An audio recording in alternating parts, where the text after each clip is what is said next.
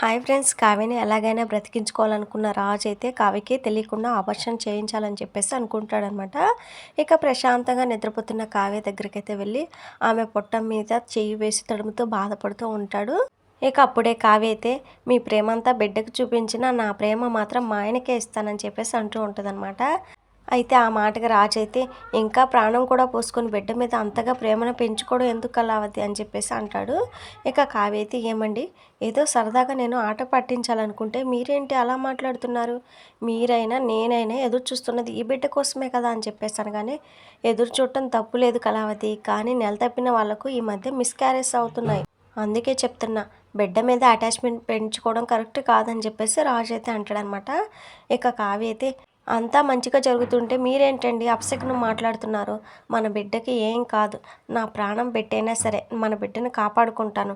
Last time హాస్పిటల్కి వెళ్ళినప్పుడు doctor అంతా మంచి జరుగుతుందని చెప్పేసి అన్నారని చెప్పేసి కావ్య అయితే చెప్తుందనమాట.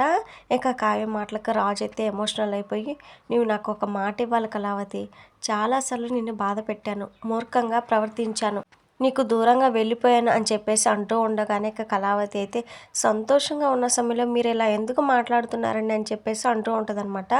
ప్లీజ్ కళావతి, నన్ను మాట్లాడనివ్వు, మున్ముందు ఎలాంటి అపార్థాలు వస్తే నన్ను విడిచిపెట్టి వెళ్ళవు కదా అని చెప్పేసి అడుగుతూ ఉండగానే, నేనెందుకు వెళ్ళిపోతానండి అని చెప్పేసి కావ్య అయితే చెప్తుందనమాట.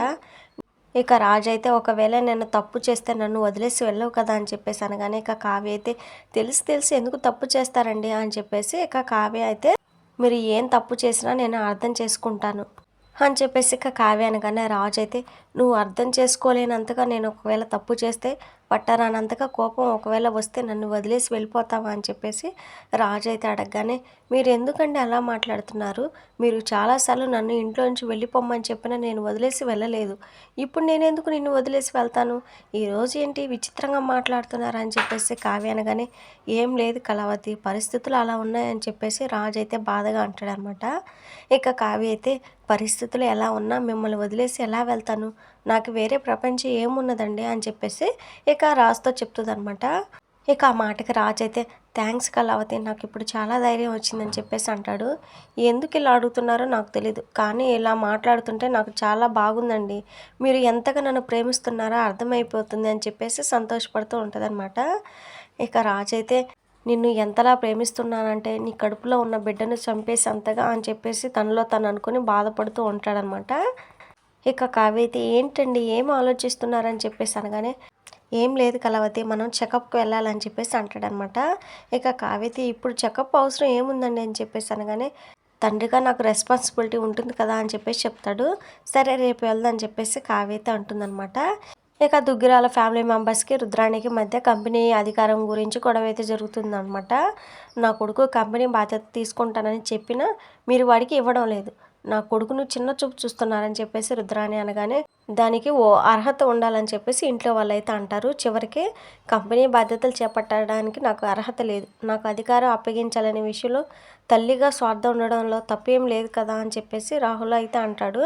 ఇక తర్వాత రాజు కావ్య అయితే బయటకు వెళ్తూ ఉండగానే ఎక్కడికి వెళ్తున్నారని చెప్పేసి సుభాష్ అయితే అడగగానే, కావ్యని చెకప్ తీసుకొని వెళ్తున్నానని చెప్పేసి రాజు అయితే చెప్తాడనమాట. మొన్ననే కదా చెకప్ చేయించామని చెప్పేసి సుభాష్ అయితే అనగానే, బిడ్డ విషయంలో ఎంత జాగ్రత్తగా ఉంటే అంత మంచిదని మరోసారి టెస్టులు చేయించాలని అనుకుంటున్నానని చెప్పేసి రాజు అయితే చెప్తాడనమాట. బాగానే జాగ్రత్త పడుతున్నారా అని చెప్పేసి అపర్ణాదేవి అనగానే, తండ్రి అంటే బిడ్డ పైన భయం ప్రేమ ఉండదా? తండ్రి ప్రేమ కొలవలేనంత ఉంటుందని చెప్పేసి సుభాష్ అయితే అంటాడు. అయితే హారతి తీసుకుని వెళ్ళండి అని చెప్పేసి అపర్ణాదేవి అయితే హారతి ఇస్తూ ఉండగానే ఇక హారతి తీసుకోవడానికి కావ్య అయితే చేతులు చాపుకొని హారతి అయితే ఆగిపోద్ది అనమాట. ఇక ఒక్కసారిగా షాక్ అయిపోయిన అపర్ణాదేవి అయితే ఏదో అపశకునం జరగబోతుంది, మీరు ఇంట్లోంచి బయటకు వెళ్ళొద్దని చెప్పేసి ఇక రాజ్ కావ్య వాళ్ళకైతే చెప్తుంది అనమాట. ఇక వాళ్ళైతే గాలికి ఆరిపోయింది, దానికి తప్పుగా అర్థం చేసుకుంటారేంటి అని చెప్పేసి అంటారు. ఇక స్పెషలిస్టు వస్తున్నారు, అపాయింట్మెంట్ తీసుకున్నాను, బిడ్డ విషయంలో రేపు ఏదైనా అయితే బాధపడాల్సి వస్తుంది, హాస్పిటల్కి వెళ్ళాల్సిందే అని చెప్పేసి రాజు అయితే అంటాడు. ఇక అపర్ణాదేవి అయితే నీ బిడ్డకి ఏం కాదురా, గుమ్మడి పండు లాంటి కొడుకు పుడతాడని చెప్పేసి చెప్తూ ఉంటుంది. ఇక ఇదంతా చూసి అప్పు అయితే కళ్యాణ్ అయితే నిలదీస్తుంది అనమాట. కావ్య అక్కకి అసలు ఈ విషయం తెలిసిందా, తనెందుకు అంత ఆనందంగా ఉంది? ఎందుకు అక్కకు నిజం చెప్పారా లేదా అని చెప్పేసి అడుగుతూ ఉండగానే, వదినకి ఇంకా నిజం చెప్పలేదు. తను చెకప్ అనుకుంటుంది. కానీ అబార్షన్ చేస్తారని అనుకోవడం లేదు. వదినకి అసలు విషయం తెలిస్తే ప్రాణాలకు సిద్ధపడైన బిడ్డను కనాలనుకుంటుంది.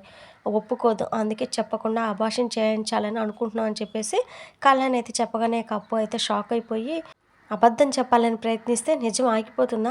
అసలు మీరేం చేస్తున్నారో మీకైనా అర్థమవుతుందా? మీకేమైనా పిచ్చి పట్టిందా? ఒక ప్రాణానికి, ప్రేమకు సంబంధించిన విషయం. బిడ్డ ప్రాణాలు తీసి తాను ప్రాణాలతో ఉండాలని ఏ తల్లి కోరుకోదు. నిజం చెప్పకుండా మోసం చేస్తారా? అక్కకు నిజం తెలిస్తే ఆమె పరిస్థితి ఏంటో ఆలోచించారా? హాస్పిటల్‌కి వెళ్ళాక అక్కకే నిజం తెలుస్తుంది. ఆ తర్వాత అక్కే పెద్ద గొడవ చేస్తుంది. సమస్యని సాల్వ్ చేయమంటే ఇంకో సమస్యని క్రియేట్ చేశారు మీరు అని చెప్పేసి ఇక కళ్యాణ్ అయితే బాగా తిడుతుందనమాట అప్పు. ఇక రాజైతే కావ్యని హాస్పిటల్‌కైతే తీసుకొని వెళ్ళి, "నువ్విక్కడ కూర్చో నేను వెళ్ళి డాక్టర్‌తో మాట్లాడేసి వస్తానని" చెప్పేసి అనగానే కావ్య అయితే, "ఏంటండి ప్రెగ్నెంట్ మీరా నేనా?" అని చెప్పేసి అనగానే, "ప్రెగ్నెంట్ నువ్వే. కానీ నేను డాక్టర్‌తో మాట్లాడి వస్తానని" చెప్పేసి రాజు అయితే అనగానే, "డాక్టర్లు పేషెంట్‌తో మాట్లాడకుండా పేషెంట్ భర్తతో మాట్లాడుతున్నారా?" అని చెప్పేసి అంటూ ఉంటదనమాట. "లేదు కళావతి నేను డాక్టర్‌ని కలిసేసి వస్తానని" చెప్పేసి అనగానే, "ఏదైనా ఉంటే నా ముందే మాట్లాడాలి. నాకు చెప్పని విషయాలు ఏముంటాయి" అని చెప్పేసి ఇక కావ్య అయితే డౌట్ పడుతూ ఉంటదనమాట. రాజు అయితే పేషెంట్ ముందు డాక్టర్స్ అన్ని విషయాలు మాట్లాడరు అని చెప్పేసి అనగానే, కావ్య అయితే, "హలో నేను పేషెంట్‌ని కాదు ప్రెగ్నెంట్‌ని" అని చెప్పేసి అంటుందనమాట. "అవును నువ్వు కాస్త ఇక్కడే ఉండు నేను వెళ్ళి డాక్టర్‌తో మాట్లాడేసి వస్తానని" చెప్పేసి రాజు అనగానే, "నేను కూడా మాట్లాడతానని" చెప్పేసి కావ్య అయితే అంటదనమాట. "ఇదిగో ప్రతి విషయానికి నువ్వు ఇలా చిన్న పిల్ల మారం చేస్తూ ఉంటావు.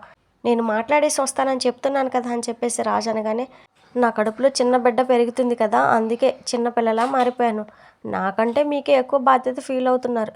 సరే వెళ్ళి మాట్లాడండి" అని చెప్పేసి కావ్య అయితే అనగానే, ఇక రాజు అయితే ఎమోషనల్ అయిపోయి కావ్య తల మీద ముద్దు పెట్టుకొని, ఇక తర్వాత డాక్టర్ దగ్గరికైతే వెళ్తాడనమాట.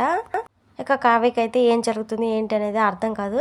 ఇక డాక్టర్ గదిలోకి వెళ్ళగానే ఇక రాజుని చూసి, "రండి కూర్చోండి" అని చెప్పేసి డాక్టర్ అయితే అంటదనమాట.